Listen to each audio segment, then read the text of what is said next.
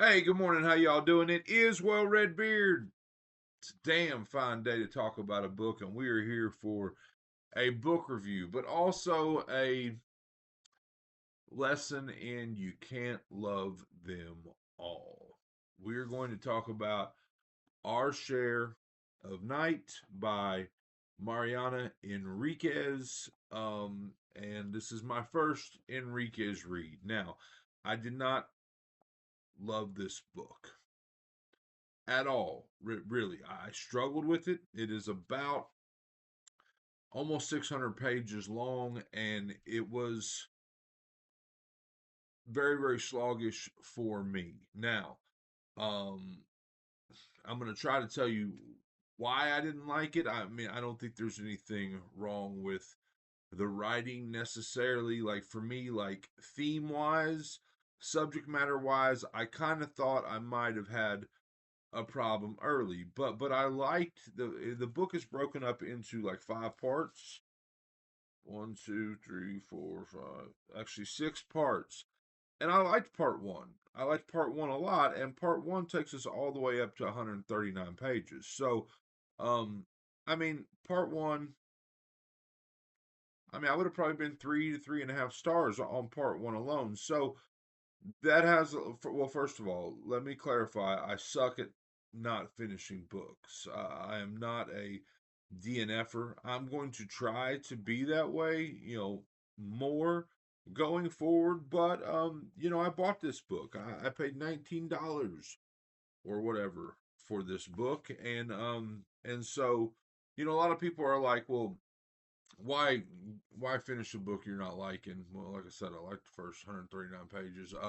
Why talk about a book that didn't work for you? And for me, like I'm not a fluff factory. I'm not everything's not positivity. I mean, I believe that if you can't like them all, right? Like if you don't like have books that don't do it for you, then how can anyone take you serious on the books that really do it for you? That's just my doo doo. That's just my um take on that. So, nothing against the author. I have heard that so this is her third book, is my understanding. And she's got a couple books. One of them is called Things We Lost in the Fire, and I remember people raving about that. I have not read it. I'm probably going to eventually, but it's short fiction, and this is a 600-page novel. And I think I could be wrong. The other book she wrote is The Dangers of Smoking in Bed. I think that's also short fiction. So this might be a first novel, and it's a 600-page novel. And like I said, for me, it was sluggish. I wasn't in love with the themes early on, but I liked the characters and I liked the way things were going through the first 139 pages, um and then I just kept going. I mean, it is what it is. I mean, it probably took me 2 weeks, 10, 12 days to read this book. And every time I picked it up, I mean, it felt like work. I mean, after the first, like I said, 139, I mean, I would find myself, it's not super like large print. It's not, I mean, I would find myself getting like 6 pages in a session, things like that, like picking it up and getting through 6 pages. And because I kind of feel like that, like for me personally, I mean, I don't sit and read 100 pages at a time very often. And so for me, like 10, I mean, it's something I'm really liking 20 pages. That's kind of like the mark. That's like, okay, let's go knock out 20 pages, and this one, I mean, I was struggling with 4 pages, 6 pages. So again, that's just me. But let's talk about the synopsis, and then I'll tell you a little bit about the book. A young father and son set out on a road trip, devastated by the death of the. Okay, sorry. I'm going to start over. A young father and son set out on a road trip, devastated by. Damn. It's Friday, people. A young father and son set out on a road trip devastated by the death of the wife and mother they both loved. United in grief, the pair travel to her ancestral home where they must confront the terrifying legacy she has bequeathed. A family called the Order that commits unspeakable acts in search of immortality. Moving back and forth in time from London in the swinging 1960s to the brutal years of Argentina's military dictatorship and its turbulent aftermath, Our Share of Night is a novel like no other. A family story, a ghost story, a story of the occult and the supernatural, a book about the complexities of love and longing with queer subplots and themes.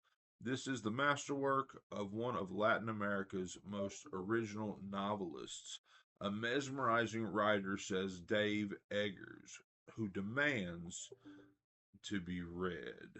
Um, there was one thing I wanted to. So, BuzzFeed calls it a legendary Latin horror reminiscent of The Shining.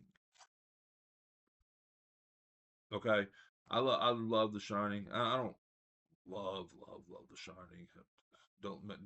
Don't get me started. It's like one of the few instances where I would tell you the film is better. So don't get mad at me. It's just my truth.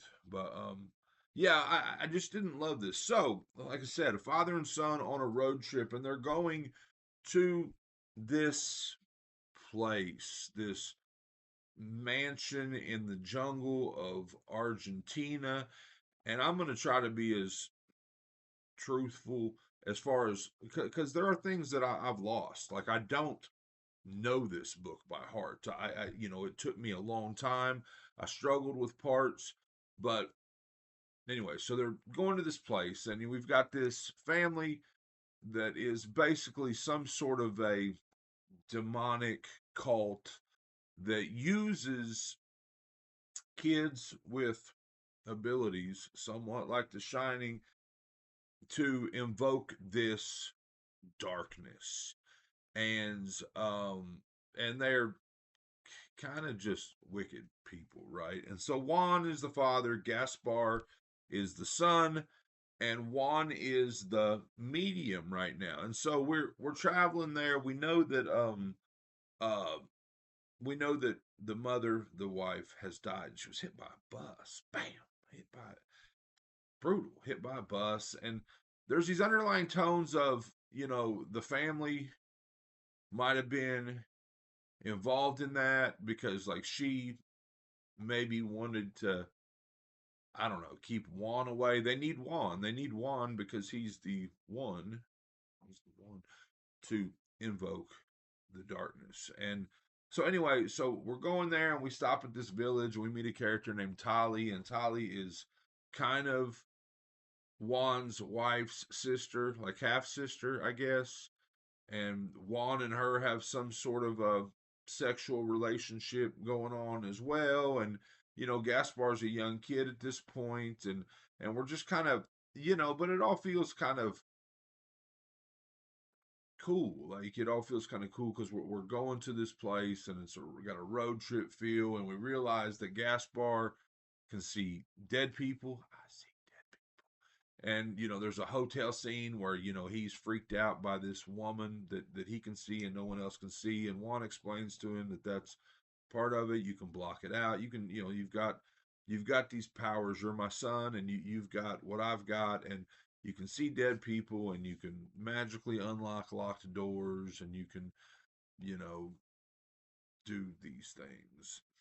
Anyway, so we eventually get there, and we witness the ritual of Juan turning into something else and invoking this darkness. And this darkness,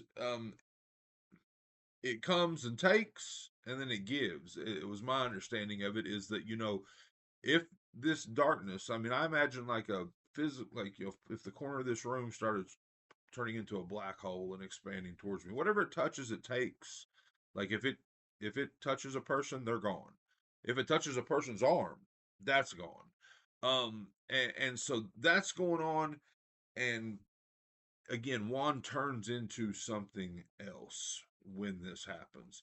That part was cool. I liked that part. I wanted more of that part. I wanted more of that, the ritual, the cult, the um what they're up to, what's going on there. There's a tunnel full of kids that have been brutalized and tortured in order to try to invoke more or to get more or whatever. But like I said, the darkness takes and gives. The darkness gives the order. These people, this family, kind of gives them their marching orders, so to speak, on to what they can do, what's next, what they should expect of their mediums. And they've been told that the medium can transfer his consciousness into his son, basically. So they Juan is in very bad health. He's got heart issues, and he's, I mean, I don't know how old he is. Let's say he's 33, 32, 33. I don't know. But he's got heart issues, and he's not, and every time he does this ritual, it's really taxing on him, and it feels like he's going to die very soon. But they have learned that he can transfer his consciousness into the kid. And I feel like I'm going way too in depth, so I'm going to try to stop that. But so that's basically part one. There's also this idea that Juan can talk to dead people, but he cannot talk to his wife. The family has put up some type of block around her in the afterlife, and she is in a place where he cannot reach her. And we get this idea that that's what the book's going to be about, that him reaching his dead wife. But we just, unless it's lost in the parts that I personally got lost in, we just don't really ever go back there. We don't really ever hear about, I mean, we do, but we don't ever hear about Juan trying to figure this out, trying to actually get in contact with his dead wife. So that was part one, the claws of the living God. Um, Part two is much shorter, like 20 pages. It's the left hand. Dr. Bradford enters the darkness. So Dr. Bradford is part of the family, part of the order. He is the doctor in the family, and he is the one that when Juan was coming up and had these heart issues, he operated on him. And that's when they realized he could invoke the darkness, because while he was operating, the darkness initiated, the darkness came and like took like part of his hand, like, so he no longer can operate. But that's kind of where the order learned about the darkness. So we already knew about it from the previous section, but whatever. And then so we go to the bad thing about empty houses is part three. And this is, and these are dated. They're dated. So like it's not linear. The story's not linear. But anyway, so in that part we kind of like Juan has moved away from the mansion, the jungle, into Buenos Aires. Buenos Aires. Anyway, and we kind of learn more about him, learn more about his failing health, learn more about you know what kind of person he is. He's done all these things to Gaspar to protect him. He's put like a mark on him so that the family cannot find him. But in order to do these things, in order to protect him, he does some questionable things morally, abusively. I mean, and that part's blurry for me. Like, there were some parts where, because they get into this part where Gaspar has developed epilepsy from like a hit to the head in a certain situation, and there's like one part where you're like, all this is bullshit. This is just like, these are like what's they're not real. This supernatural stuff about this story is not real. It's just all from Juan's psychosis that's been passed down to Gaspar, which has been elevated by the epilepsy from the hit. But I don't believe that's the case anyway. Sorry. But this part three, the bad thing about empty houses, it's like kind of the coming of age section for Gaspar. Like, he's in Buenos Aires, his dad is doing his thing, he's pretty much unavailable, locks himself in his room for days at a time. And Gaspar's kind of like, getting to do what he wants. And this is like 1985 to 86, the same time I came up, not in Buenos Aires, of course, but he's got friends. He's got a group of friends. They're running around. They're doing things. There's this house, this haunted house, this abandoned house, which is way more than your average abandoned house. They go in it. One of his friends goes behind a door and never comes out, missing. The house is bigger on the inside than it could possibly be by looking at it from the outside, a la House of Leaves. And yeah, so part three. And then part four, we go back to Rosario. Rosario's the mom, Rosario's the wife, and we learn all about her and how she met Juan and all this stuff. And at this point, like, I know a lot of books do flashbacks, but it's 100 and some odd page flashback. And like I said, I kind of thought that we were gonna. I mean, in doing so, we kind of get the history of the family, the history of the order, but it was very, very sloggy for me, and I'll just leave it at that.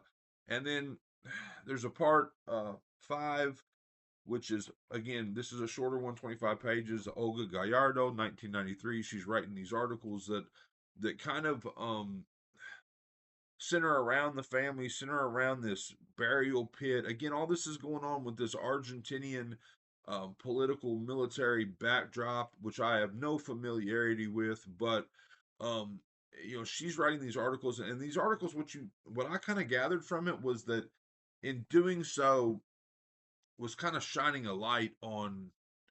It was helping the family maybe in some way find Gaspar. The final part, 453. So it's 100 and this part's 150 pages long. Like, we somewhere in there, Juan succumbs to his heart disease, his failing health, and at that point, like, the order has lost their medium, right? And they know it, and they know Gaspar's out there, but they can't really find him. So, like, all this is kind of going on in the background. Meanwhile, like, his friends, Vicky and was it Pablo?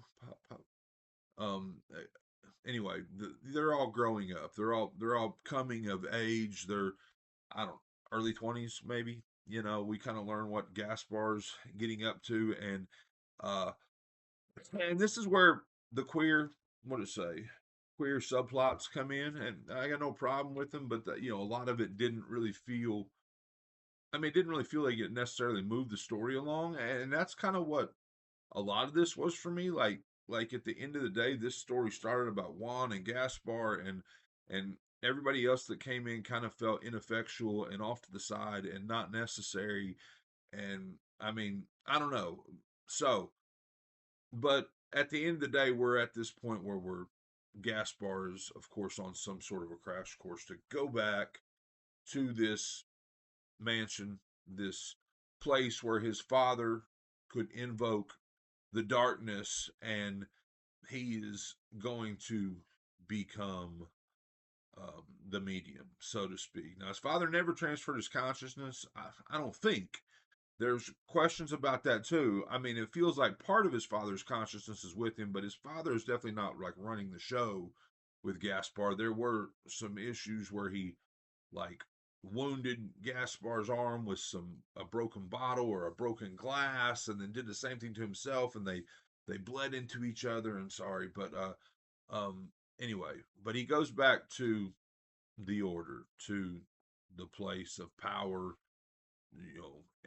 to either serve his family duty or to maybe bring some justice to this brutal, cultish, demonic, order. So that's it, and I feel like everything that I said there makes it sound not bad, makes it sound pretty good. For me, again, it was just sloggy. Now, there were times that I thought about 1 star. I'm not gonna lie. Like for me, like I battle with that. Okay, so I read the whole book, 600 pages. Um, I don't believe that 1 stars are held over for books that you don't finish or books you choose not to finish. You can choose to finish things that that you're not loving. That said, I think I'm gonna go with 2 stars on it. I mean, because I did like the first 139 pages. I did kind of like the 150 pages in the middle, but it just got really sloggy for me. And one more thing, like the ending, like we're like just doing young adult teenager fuck about stuff for lack of a better way of putting it. We're just messing around and going to the club and going to the porn theater where it's no longer a good porn theater. But it's now like a place for um a queer male queer pickup stuff, whatever. They a lot of I mean it's in the era of AIDS, so AIDS plays a small role in this, or maybe a big role. I don't know. It plays a role in this. And what I'm saying is we're doing all this stuff that doesn't feel like it's moving the story forward. And I'm coming down to the end of this thing. I got 30 pages left, and I'm like, what? I'm like, what? We're Is this going to come to a head? Or are we going to even talk about the darkness again? Are we even going to talk about the cult? Are they going to find Gaspar? Is he going to have to go back? Is this going to be? And then I got to thinking, God forbid this is a book one. I mean, am I going to get to the end of this 600-page book and there's going to be a sequel? Because I would have stopped there I think I would have stopped there. Told you it's weird. I can't not finish these things once I start. I mean, well, I can read the first 10 pages, and if it's just then. But man, once I get 150 in, I mean, I'm stuck. But yeah, so again, I've read 20 books. Let's say 20 books for sake of argument in the last couple months of getting really back into this. Of reading hard, reading 8 to 9 books a month. And I mean, I have liked all of them on some level. I've really liked some of them. I've really, really liked like a couple, one or two. This one just wasn't one of those. And for me, like I said, for me personally, it, it's uh, it's probably my least favorite book that I've read in the last couple months, and that's just me. But so I'm at 2 stars. But that said, um, I heard people talk about things we lost in the fire. First of all, I love that title.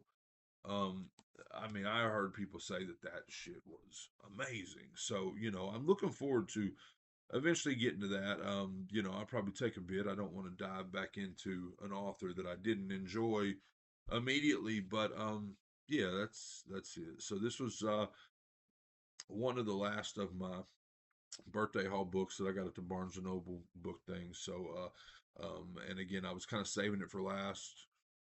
It's not last. I got a couple more, but I was saving it because of its length, because of its 600 pages. But yeah, just wasn't really for me. This is Well Red Beard. I hope you enjoyed it. I talked a really really long time about a book that I really didn't like, and sometimes I feel like that's how it goes. But yeah.